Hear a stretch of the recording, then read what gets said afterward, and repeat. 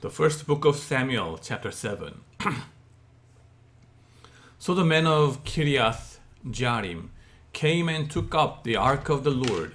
They brought it to Abinadab's house on the hill and consecrated Eleazar, his son, to guard the ark of the Lord. The ark remained at Kiriath Jearim in a long time, 20 years in all. Samuel subdues the Philistines at Mizpah. Then all the people of Israel turned back to the Lord. So Samuel said to all the Israelites, "If you are returning to the Lord with all your hearts, then rid yourselves of the foreign gods and the Ashtoreths, and commit yourselves to the Lord and serve him only, and he will deliver you out of the hands of the Philistines." So the Israelites put away their Baals and Ashtoreths and served the Lord only.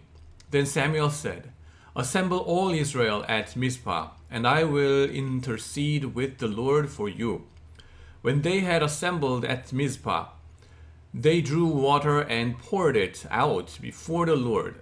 On that day they fasted, and there they confessed, "We have sinned against the Lord." Now Samuel was serving as leader of Israel at Mizpah. When the Philistines heard that Israel had assembled at Mizpah, the rulers of the Philistines came up to attack them. When the Israelites heard of it, they were afraid because of the Philistines. They said to Samuel, "Do not stop crying out to the Lord our God for us, that he may rescue us from the hand of the Philistines." Then Samuel took a suckling lamb and sacrificed it as a whole burnt offering to the Lord. He cried out to the Lord on Israel's behalf, and the Lord answered him. While Samuel was sacrificing the burnt offering, the Philistines drew near to engage Israel in battle. But that day the Lord thundered with loud thunder against the Philistines and threw them into such a panic that they were routed before the Israelites. The men of Israel rushed out of Mizpah and pursued the Philistines, slaughtering them along the way to a point below Beth-kar. Then Samuel took a stone and set it up between Mizpah and the shed. He named it Ebenezer, saying, "Thus far the Lord has helped us." So the Philistines were subdued, and they stopped invading Israel's territory. Throughout Samuel's lifetime, the hand of the Lord was against the Philistines. The towns of Ekron to Gath that the Philistines had captured from Israel were restored to Israel, and Israel delivered the neighboring territory from the hands of the Philistines. And there was peace between Israel and the Amorites.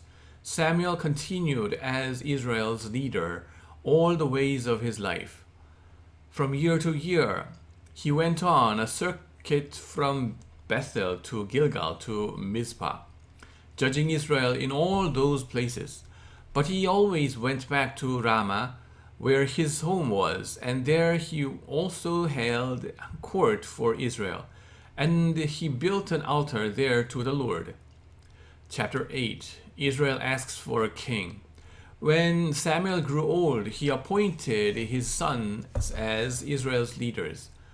The name of his firstborn was Joel, and the name of his second was Abijah, and they served as Beersheba. But his sons did not follow his ways. They turned aside after dishonest gain and accepted bribes and perverted justice. So all the elders of Israel gathered together and came to Israel at Ramah. They said to him, "You are old, and your sons do not follow your ways. Now appoint a king to lead us, such as all the other nations have."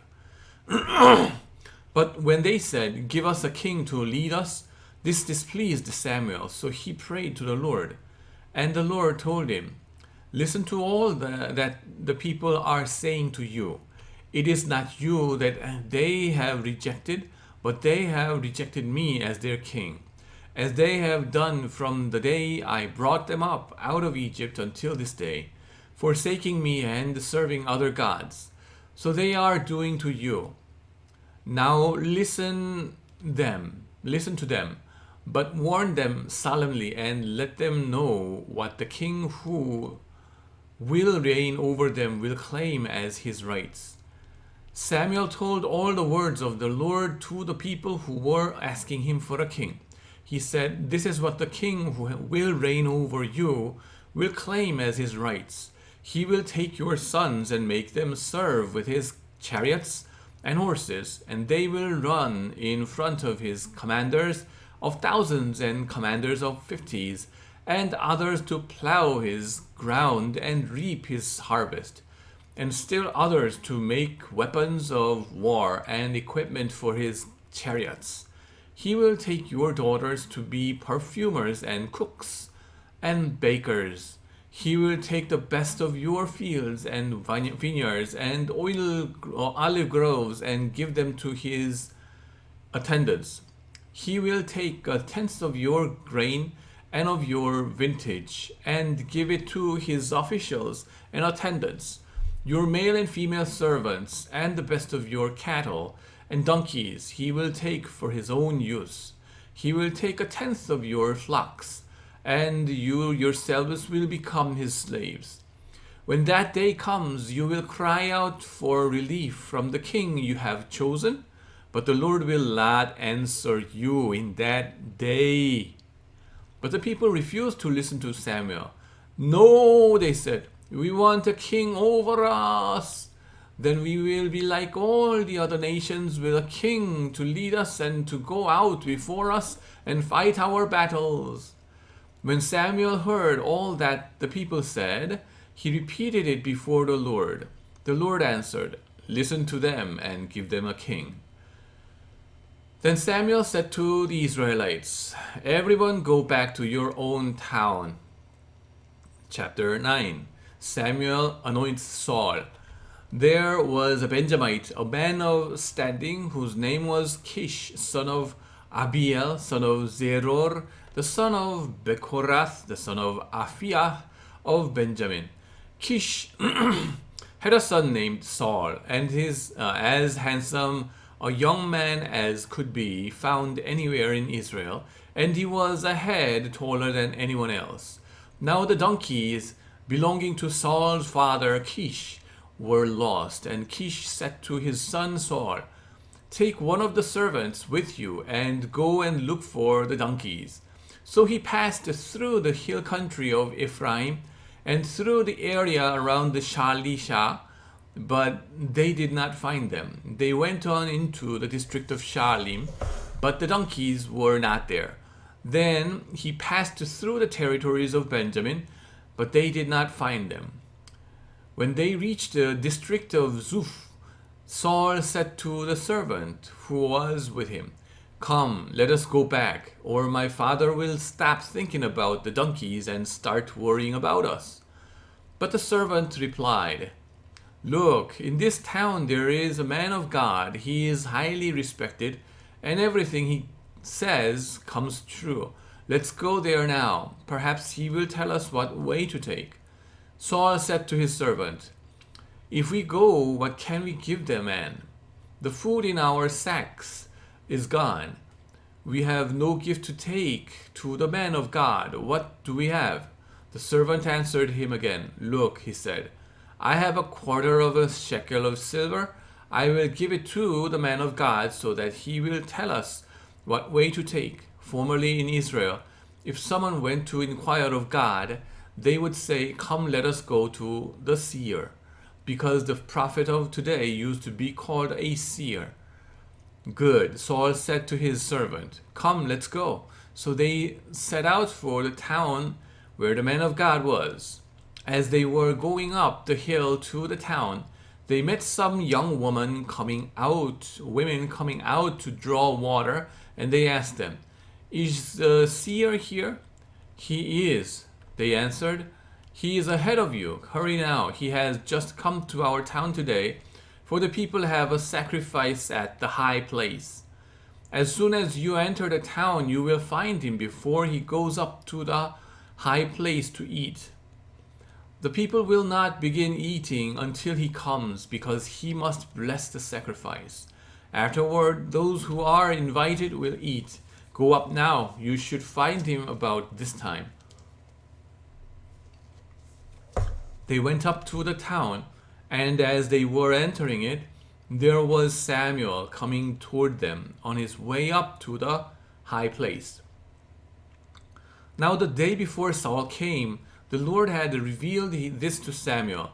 "About this time tomorrow, I will send you a man from the land of Benjamin. Anoint him ruler over my people Israel. He will deliver them from the hand of the Philistines. I have looked on my people, for their cry has reached me." When Samuel caught sight of Saul, the Lord said to him, "This is the man I spoke to you about. He will govern my people." Saul approached Samuel in the gateway and asked, "Would you please tell me where the seer's house is?" "I am the seer," Samuel replied. "Go up ahead of me to the high place, for today you are to eat with me, and in the morning I will send you on your way and will tell you all that is in your heart. As for the donkeys you lost 3 days ago, do not worry about them. They have been found. And to whom is all the desire of Israel turned, if not to you and your whole family line?" Saul answered, "But am I not a Benjamite from the smallest tribe of Israel? And is not my clan the least of all the clans of the tribes of Benjamin? Why do you say such a thing to me?" Then Israel brought Saul and his servant into the hall and seated them at the head of those who were invited, about 30 in number. Samuel said to the cook, "Bring the piece of meat I gave you, the one I told you to lay aside." So the cook took up the thigh with what was on it and set it in front of Saul. Samuel said, "Here is what has been kept for you. Eat, because it was set aside for you for this occasion from the time I said, 'I have invited guests.'" And Saul dined with Samuel that day. After they came down from the high place to the town, Samuel talked with Saul on the roof of his house. They rose about daybreak, and Samuel called to Saul on the roof, "Get ready, and I will send you on your way." Then Saul got ready. He and Samuel went outside together. As they were going down to the edge of the town, Samuel said to Saul, "Tell the servant to go on ahead of us." And the servant did so. "But you stay here for a while, so that I may give you a message from God." Amen.